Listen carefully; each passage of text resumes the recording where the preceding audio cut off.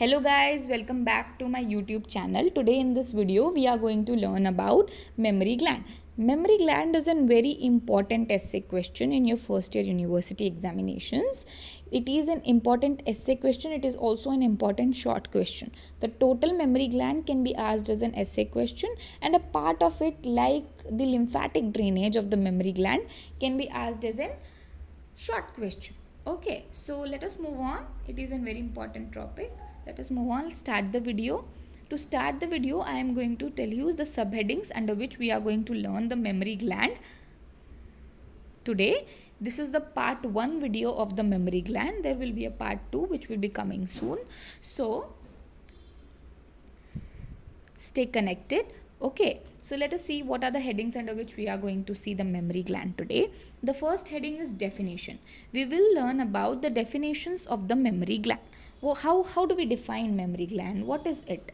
Then we will come to the shape of the mammary gland. What is the shape of the mammary gland? Then we will move on to the location of the mammary gland and extent of the mammary gland.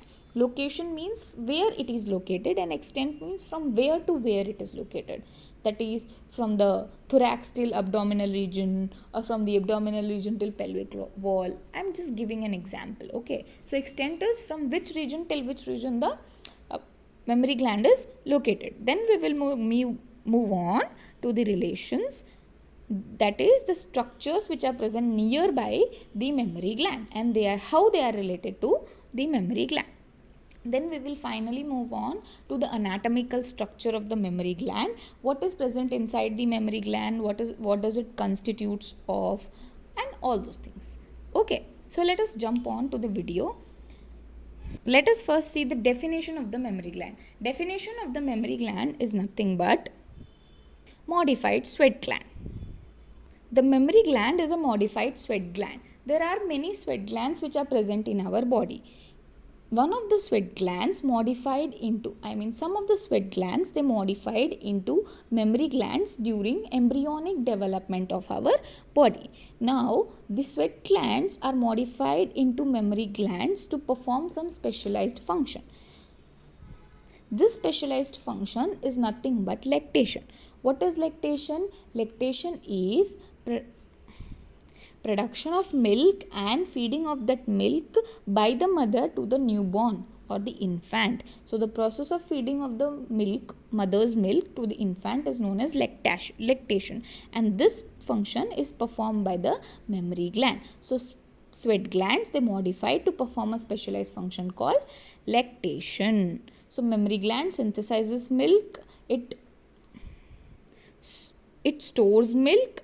Okay, it ejects milk out of the mammary gland and it allows the feeding of the infant. Now moving on to the second heading, that is shape of the mammary gland. You can see the shape of the mammary gland is a hemisphere which is bulged out of the pectoral region. So mammary gland is present in the pectoral region. Mammary gland is located vertically from the second rib till the sixth rib and horizontally from the lateral border of the sternum till the mid-axillary line. This is known as the extent of the mammary gland. Okay, now coming to the relations of the mammary gland. But before discussing the relations, let me tell you the extent of the mammary gland is basically vertical and horizontal. Vertical, you all know it is from the second rib till the sixth rib, and horizontal it is from the lateral border of the sternum bone till the mid-axillary line. Okay, so moving on to the relations now. Relations of the mammary gland, they are basically the structures which are present deep to the mammary gland.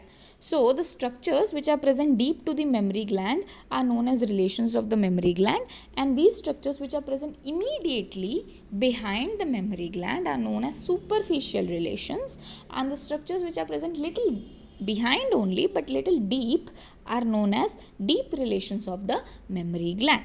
The superficial relation of the mammary gland is pectoral fascia. Pectoral fascia is nothing but a deep fascia covering the pectoral muscles. Okay, deep to the pectoral fascia we have pectoral muscles, that is pectoralis major, pectoralis minor, and an intercostal muscle which is known as external oblique. Okay, and another muscle which is known as external oblique muscle. Sorry, not the intercostal muscle, and another muscle which is known as external oblique muscle. External oblique muscle is a part of abdominal muscle, remember.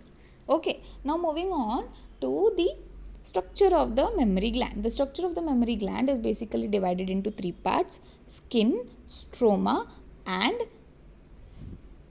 mammary gland proper, or the glandular tissue of the mammary gland. So let us first see the first part of the structure of the mammary gland, that is skin. Skin of the mammary gland has two parts, nipple and areola. The nipple is nothing but a conical projection which is present little below the center of the mammary gland. It is exactly lying at the position of fourth intercostal space. What is it made up of? The nipple is made up of smooth muscle fibers which can make the nipple smooth and flatten it, and it can also make the nipple stiff and erect. So smooth muscle fibers have the tendency to make the nipples stiff and erect, also smooth or flatten it. Now this is about the nipple. Moving on to the another important part of the skin of the mammary gland. The skin of the mammary gland, which is around the nipple, is developed into a pigmented area which is brown in color. This is a circular part. The nipple is surrounded by a circular part which is pigmented in brown color. This circular part is on its margins have multiple sebaceous glands. These multiple sebaceous glands, they secrete oily secretions onto the circular part or the areola and lubricates it. And these lubrications which are secreted by the sebaceous glands on the areola are preventing the areola from drying and cracking. Okay. Now moving on to the sebaceous glands. These sebaceous glands which are located on the margins of the areola, they are enlarged in a pregnant woman. Okay, these enlarged sebaceous glands, they appear as nodules in the pregnant woman. These nodules are known as, or they are named as, Montgomery's tubercles. Okay, they are named as Montgomery's tubercles. So this was a little important point. Now moving on to the stroma of the mammary gland. The stroma of the mammary gland is nothing but the inside space of the mammary gland, the inside cavity of the mammary gland. The cavity of the mammary gland is known as stroma. It is made up of two structures, or I should say it is filled with two structures, connective tissue and fat. The connective tissue of the stroma of the mammary gland does not exist as connective tissue. It condenses to form suspensory ligaments of Cooper. It condenses to form suspensory ligaments of Cooper. These suspensory ligaments of Cooper, they are arranged radially all along the hemisphere, and they connect the dermis of the skin of the mammary gland to the pectoral fascia which is covering the pectoral muscles. So the suspensory ligaments of Cooper basically provide protruding nature of the mammary gland.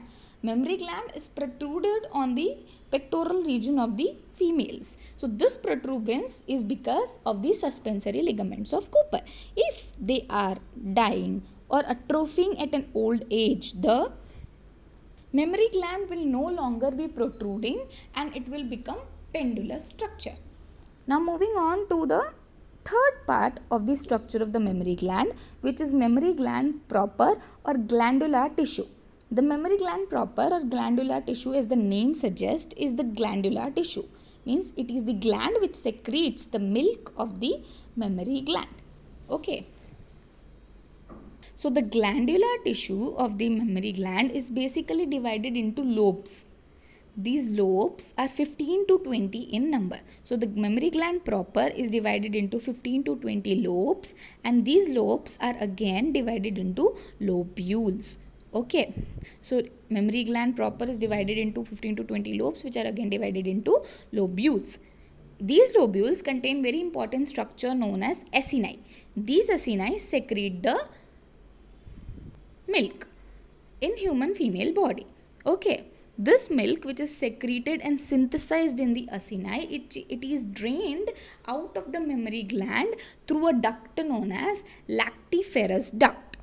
Okay, now in the course of lactiferous duct, between a large part, a small bulged part comes. This bulged part temporarily stores the milk, and this is known as lactiferous sinus.